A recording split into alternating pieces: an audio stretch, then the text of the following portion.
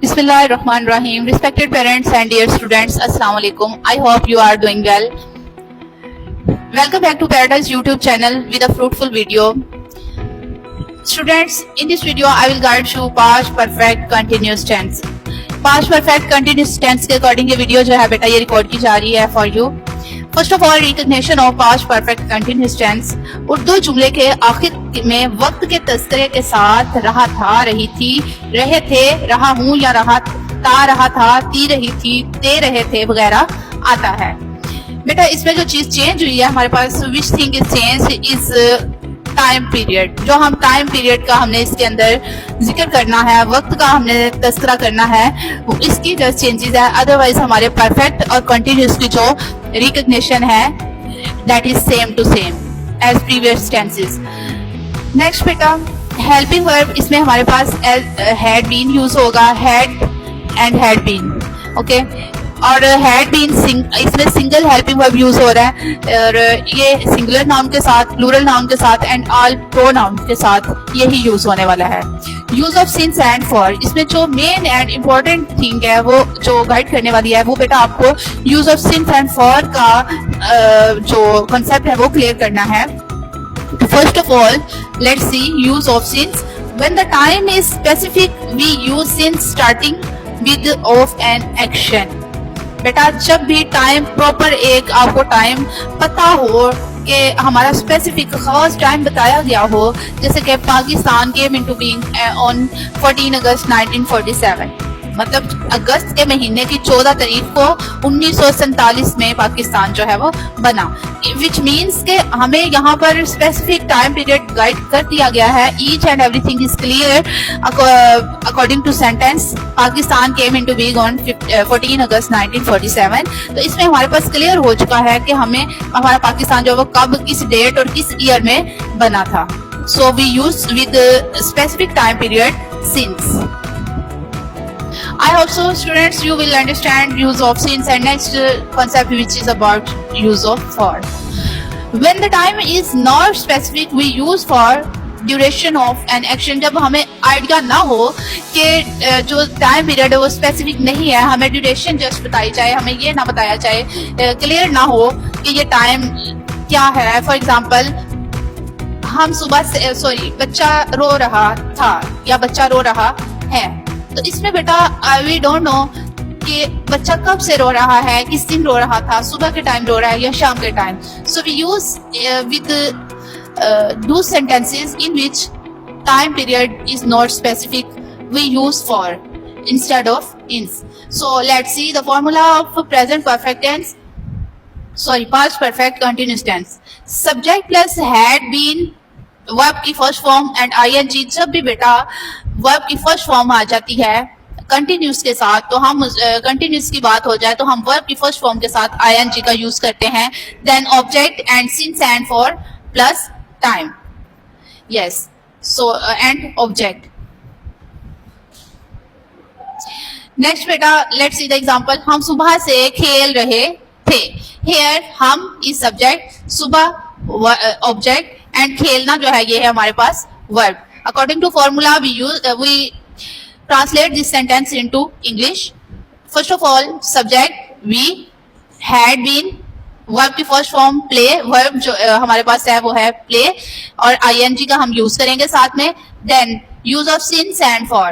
बेटा हमें आइडिया हो रहा है कि बच्चे जो है वो सुबह से खेल रहे हैं, तो हम इसके साथ यूज करेंगे since का, in the morning, सुबह के वक्त. नेक्स्ट बेटा negative sentences. Negative sentences are those sentences in which we use not. बेटा जिनकी पहचान नॉट नहीं से होती है, जिसमें नफी की का जो एलिमेंट है वो अपीयर हो रहा होता है, उसको हम लोग नेगेटिव सेंटेंसेस कहते हैं. सो इसका फॉर्मूला आप लोग अंडरस्टैंड करें. First of all subject as usual, after helping verb we use not and then been, verb की first form ing plus since and for plus object. And let's see the example of negative sentences. हम सुबह से नहीं खेल रहे थे.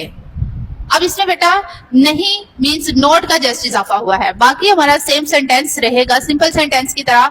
Subject इसमें हम है, ऑब्जेक्ट इसमें है सुबह और खेलना जो है वो है verb. According to formula translate into English we had के फौरन बाद अकॉर्डिंग टू फॉर्मूला हम लोग नॉट का इजाफा करते हैं, देन बीन, हेल्पिंग वर्ब की first form play and with ING playing and since morning. Next बेटे interrogative sentences. Interrogative sentences are those sentences in which we ask any question, जिसमें हम ऐसे जुमले जिनके अंदर हम कोई सवाल करते हैं, हम कोई सवाल पूछ रहे होते हैं, तो वो होते हैं हमारे पास बेटे interrogative sentences. Let's see the formula of interrogative sentences. First of all, as per rule of interrogative sentences, helping verb जो है वो sentence के start में लगा देंगे, then subject been, verb की first form and ing, since and for, and time means object, and last पे very important thing question mark या sign of interrogation. क्या तुम 2 घंटे से अपना काम कर रहे थे? बेटे first of all understand this situation. क्या तुम 2 घंटे से काम कर रहे थे? We don't know बेटा कि 2 घंटे कौन से हैं, अगले 2 घंटे, पिछले गुजरे हुए 2 घंटे, या कौन से 2 घंटे की बात हो रही है, सुबह के थे, शाम के, या नून के, या आफ्टरनून के. सो लेट्स सी, इसमें बेटे हमारे पास इन दिस सेंटेंस तुम जो है वो सब्जेक्ट है, काम जो है वो वर्ब है, 2 घंटे जो है वो है ऑब्जेक्ट. लेट्स सी, हैड, इसमें बेटे हमारे पास हेल्पिंग वर्ब जो है वो है हैड लगाएंगे, then subject which is you, been verb की फर्स्ट फॉर्म डू करना, काम कर रहे do, and ING doing, your तुम, योर वर्क, फॉर बेटा अब सिंस एंड फॉर का यूज होगा, तो इसमें हम लोग फॉर का यूज करेंगे because we don't know time period is not specific, हमें नहीं पता कि टाइम कौन सा है, 2 घंटे की बात हो रही है, सो हम यूज करेंगे फॉर 2 hours. अगर वो कहता कि हमें प्रॉपर बता देता कि 6 PM to 8 PM, तो हमें आइडिया हो जाना था कि हमारे पास टाइम पीरियड जो है वो सुबह का है या शाम का है. नेक्स्ट बेटे आ जाता है interrogative plus negative sentences. So इसका फॉर्मूला जो है वो होगा हमारे पास had according to rule of interrogative sentences, then subject के फौरन बाद नॉट बेटा according to negative sentences subject के फौरन बाद नॉट का इजाफा करते हैं, देन बीन वर्ब की first form ING, and since and for plus time means object.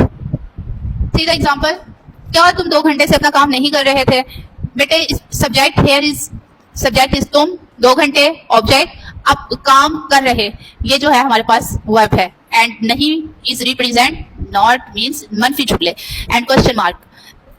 According to rule of interrogative sentences, we use helping verb at the first of sentence, which is had, subject you, not subject के फौरन बाद note का इजाफा करेंगे, been and do verb आ जाएगा, कर काम कर रहे, डू करना आईएनजी, डूइंग योर वर्क अपना काम, फॉर 2 hours 2 घंटों से, बिकॉज वी डोंट नो कि कौन से 2 घंटे की बात हो रही है. जब भी बेटा आपको आइडिया ना हो टाइम पीरियड का, तो हम लोग वहां पर फॉर का यूज करते हैं, और जब हमें स्पेसिफिक टाइम पीरियड गाइड कर दिया गया हो हमारे सेंटेंस के अंदर, वी यूज देयर सिंस.